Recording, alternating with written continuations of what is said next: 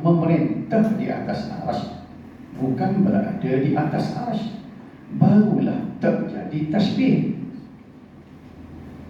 Kata belajar, adakah ayat Al-Quran atau hadis yang mentafsirkan makna istawa kepada istaula yang memberi makna memerintah itu?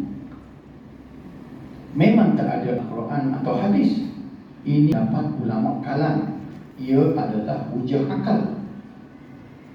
Kita tanya lagi, jadi siapa mereka yang berpegang kepada pendapat takwil ini?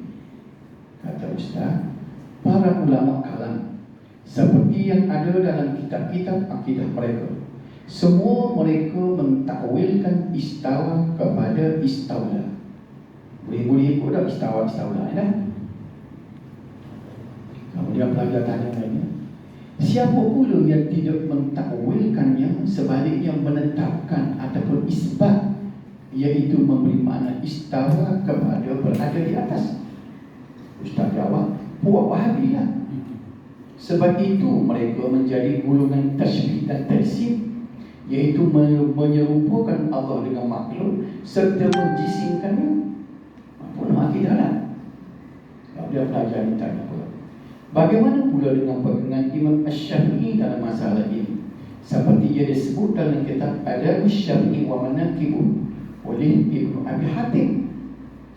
Ini Imam Syafi'i sebut, al-qawlu bis sunnah allati ana 'alayha wa ra'aytu 'alayka alladhina ra'aytuhum mithl Sufyan wa Malik wa ghayrihima al-iqrar bi syahadati an la ilaha illallah wa anna Muhammadan Rasulullah wa anna Allah ala arsyihi fi samaihi.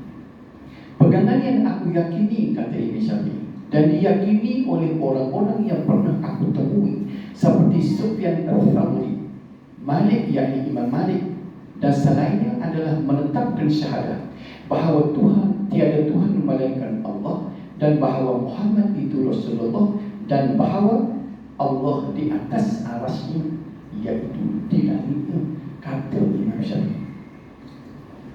Jadi yang mengisbatkan makna istawa kepada berada di atas, bukan mentakwilkannya kepada istaula, ialah Imam Syafi'i sendiri, termasuk Imam Malik dan Sufyan al-Thawri, bukan Wahabi. Salah. Kalaulah mengisbatkan makna istawa kepada berada di atas itu boleh jadi tasybih dan tajsim, Imam Syafi'i pun tasybih dan tajsim. Ada salah yang tanya, pengen kan ya? Pengen kau cerita ya? Cuba ikuti baik-baik ya. Paling boleh tanya persoalan lagi, bolehkah guna hujah akal untuk takwil makna istawa kepada istaula? Ulama besar mazhab Asy-Syafi'i Ibnu Huzaimah berkata dalam kitab At-Tauhid, Ibnu Huzaimah ini adalah ulama mazhab Syafi'i. Apa dia kata? فَنَحْنُ نُؤْمِنُ بِقَدَرِ اللَّهِ جَلَّ وَعَلَا أَنَّ خَالِقَنَا مُسْتَوٍ عَلَى عَرْشِهِ لَا نُبَدِّلُ كَلَامَ اللَّهِ وَلَا نَقُولُ قَوْلًا غَيْرَ الَّذِي قِيلَ لَنَا كَمَا قَالَتِ الْمُعَطِّلَةُ الْجَهْمِيَّةُ إِنَّهُ اسْتَوْلَى عَلَى عَرْشِهِ لَا اسْتَوَى فَبَدَّلُوا قَوْلًا غَيْرَ الَّذِي قِيلَ لَهُمْ. Kami beriman dengan khabar dari Allah Azza wa Jalla, sesungguhnya pencipta kami, yakni Allah, beristiwa dia di atas arsy.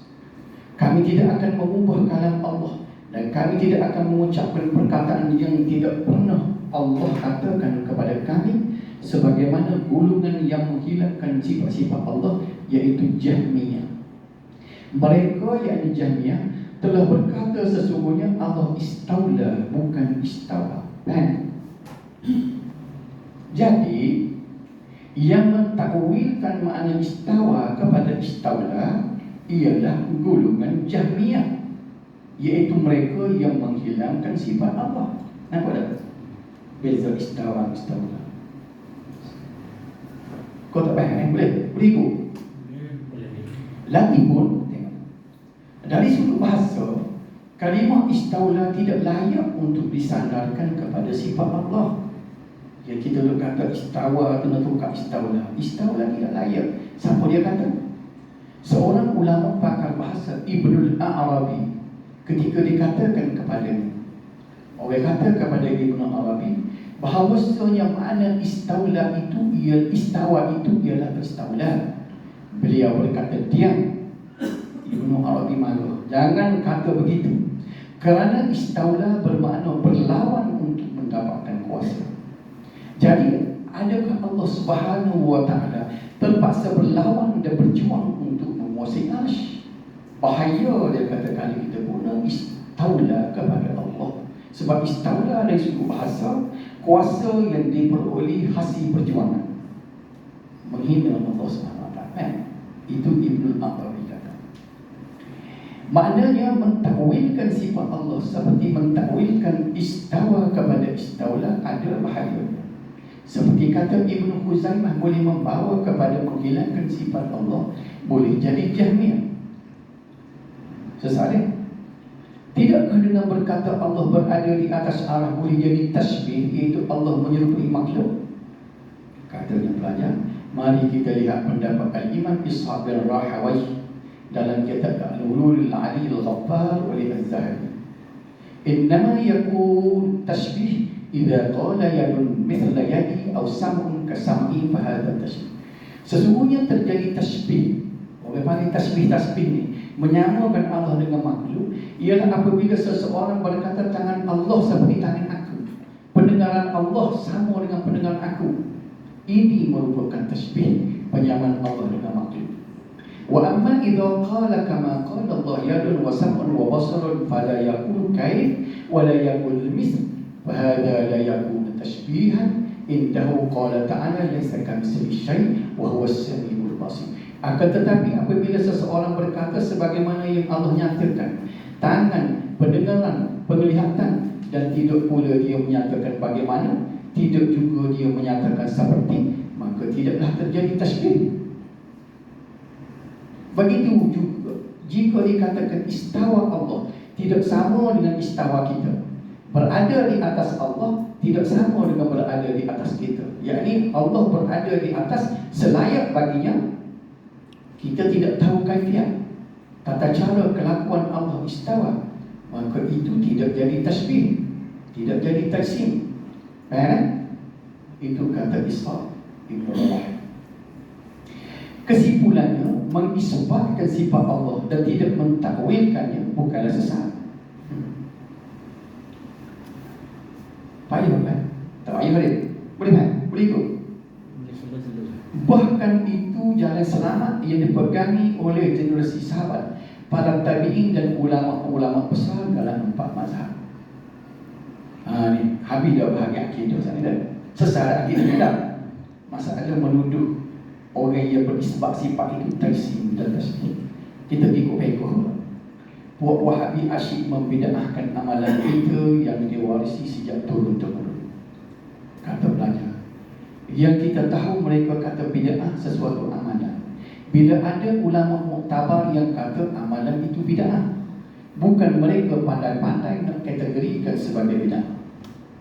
Ustaz kata itu amalan tahlil dan kenduri arwah, mereka kata bida'ah, sedangkan itu adalah amalan para ulama kita. Amalan itu para ulama besar 4 mazhab pun kata bid'ah, termasuk ulama-ulama besar di tanah Jawi kita seperti Syekh Daud Al-Fatani. Kalau ustaz dapat bawa mari kitab yang kata tahlil arwah itu sunat, boleh kita banding mana pendapat yang kuat. Baik, setakat ni kalau kita minta kitab, tak ada lagi boleh buat lagi. Dia kata amalan turun-temurun. Dia kata tak boleh, mana kita Melayu dan Arab. Jadi tidak salah kalau mereka kata tahlil arwah itu bid'ah, kerana Syekh Daud pun kata bid'ah. Mereka hanya mengikut pendapat ulama di tanah Jawi, bukan ijtihad mereka sendiri. Jadi menolak amalan tahlil kematian tidaklah sesat. So, tanya lagi. Puak Wahabi kata tak siapa pahala bacaan Al-Quran dan zikir untuk dihadir pada si mati. Begitu. Pelajar kata, sebenarnya Imam Syafi'i sendiri pun kata tersapa. Mari kita tengok tafsir Ibnu Katsir ketika mentafsirkan ayat 39 surah An-Najm, wa an laysa lil insani illa ma sa'a. Tidaklah yang diperolehi oleh seseorang manusia melainkan apa yang diusahakan. Ibnu Katsir berkata, berdasarkan ayat inilah Imam Asy-Syafi'i mengambil dalil bahawa bacaan Al-Quran tidak sampai untuk dihadirkan pahalanya kepada si mati, kerana itu bukan amalan dan usaha mereka. Ya, kita kata siapa tu mungkin Imam Syafi'i kata. Jadi tidak salah kalau puak yang dikatakan Wahabi itu nak ikut pendapat Imam Syafi'i. Yang kata sampai pahala itu ialah mazhab Hambali. Sampai, tapi bukan Syafi'i kata Hambali. Mereka yang bermazhab Hambali ialah ulama-ulama di Makkah dan Madinah, yang kita gelarkan mereka bapa Wahabi, Imam Makkah, Imam Madinah. Kenapa dalam hal ini kita ikut bapa Wahabi pula? Dia tahu stesen dulu mana kita lah. Dari segi ni kita tak tahu sakit, tapi kita terima lah. Dia mau kata siapa-siapa, tak apa. Ikut mazhab yang baik, sesat-sesat dan jamin kita bermati kawal oleh Syafi'i. Jauh. Dan lepas ni dia mula lagi daripada Syafi'i kepada Hambali. Jadi bila kita kata hadiah pahala bacaan dan zikir tak sampai kepada si mati, tidaklah sesat. So, dua tidak. Wahabi juga menolak amalan talqin kepada mayat. Ini pelajaran. Setujukah kalau kita kata amalan itu khilaf? Ulama tidak sepakat mengenai ini. Benda khilaf tak boleh kita paksa semua orang mengikut pendapat kita. Nama pun khilaf. Baik, mari kita tengok kitab manakah yang dikatakan Puak Wahabi ini roja. Dalam kitab Manhaj Al-Imam Asy-Syafi'i oleh Muhammad Al-Aqil menyebut terjemahan, tidak ditemukan ucapan dari Imam Syafi'i tentang masalah mentalqinkan mayat, dan tidak ditemukan ucapan dari Imam Syafi'i tentang masalah mentalqinkan mayat, dan tidak ada seorang sahabat dan pengikutnya yang mengatakan bahawa Imam Asy-Syafi'i telah mengemukakan pendapat mengenai masalah ini. Yang mensunnahkan hanyalah sebahagian daripada pengikut Imam Asy-Syafi'i, sebagaimana yang dikatakan oleh Imam An-Nawawi. Mana sebahagian sahaja dia kata talqin itu sunnah. Jadi maknanya amalan itu khilaf. Jadi puak yang dikatakan Wahabi menolak talqin tidaklah sesat, kerana ia hanya perkara khilaf. Perkara khilaf tak sesat, kan? Puak Wahabi menolak amalan bertabaruk, ambil berkat dengan sesuatu. Katanya pelajar, boleh Ustaz bagi contoh? Apa contoh itu? Capan Nabi. Pasal apa nak ambil berkat dengan capa sahaja? Kenapa tak ambil berkat dengan serupai Nabi, jubah Nabi?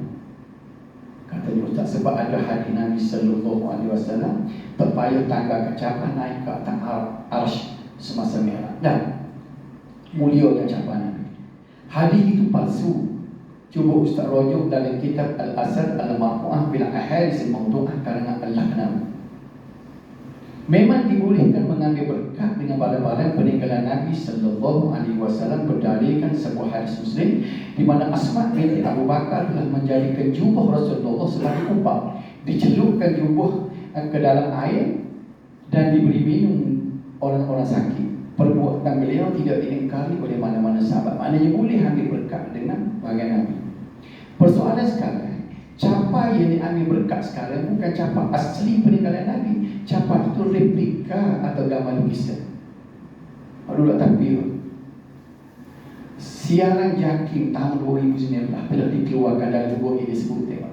Pada umumnya bertabaruk ambil berkat dengan peninggalan Nabi sallallahu alaihi wasallam, sama ada jasad baginda atau barang peninggalan yang disentuh oleh jasad baginda adalah dibolehkan, boleh, dengan syarat meyakini bahawa sebenarnya keberkatan itu semuanya datang dari Allah dan bukan daripada barang tersebut. Sebaliknya perbuatan mengadakan logo, replika lambang, lukisan atau seumpamanya yang dikatakan menyerupai barangan atau kesan peninggalan Nabi, lalu mengambil keberkatan daripadanya adalah perkara yang diada-adakan dalam agama yang dilarang. Kalau buat mari capa Nabi suruh kita pun tak. Kalau ada capa itu, ya sahih milik Nabi sallallahu alaihi wasallam, bukan sekadar replika atau gambar yang dilukis, saya pun nak ambil berkat. Ustaz, buat Wahabi kata sesat baca Yasin lama-lama malam Jumaat. Mereka utamakan baca surah Al-Kahfi. Saya akan jawab belakang ya. Kata pelajar, tak pernah dengar lagi mana-mana ustaz yang kata sesat baca Yasin malam Jumaat. Yang ada ialah mereka yang kata lebih afdal baca surah Al-Kahfi berbanding dengan Yasin. Mereka rujuk pendapat Imam Syafi'i dalam kitab terjemahan. Bagi pendapat aku pada hari Jumaat dan pada malamnya lebih disukai, dan aku suka membaca surah Al-Kahfi pada malam dan siangnya, seperti hadis yang menyebut man qara'a surah Al-Kahfi lailatul Jum'ah adha'a lahu minan nur fima bainahu wa bainal baitil atiq.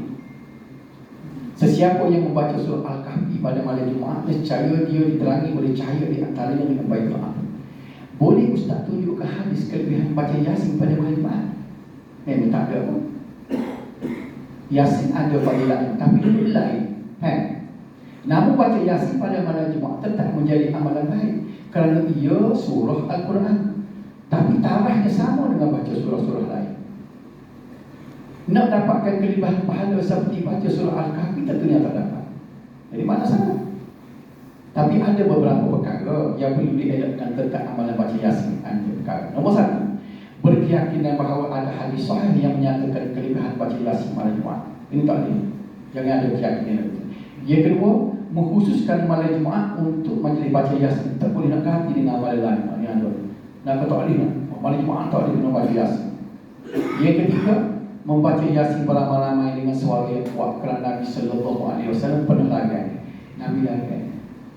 I'takafa Rasulullah sallallahu alaihi wasallam fil masjid fasami'ahu yajharuna bil qira'ah wa huwa bi qubbatin lahu fakashafa as-sitra wa qala ala inna kullakum munajir rabbahu fala yu'tiyanna ba'dukum ba'da wa la yarfa'anna ba'dukum 'ala ba'din qira'ah.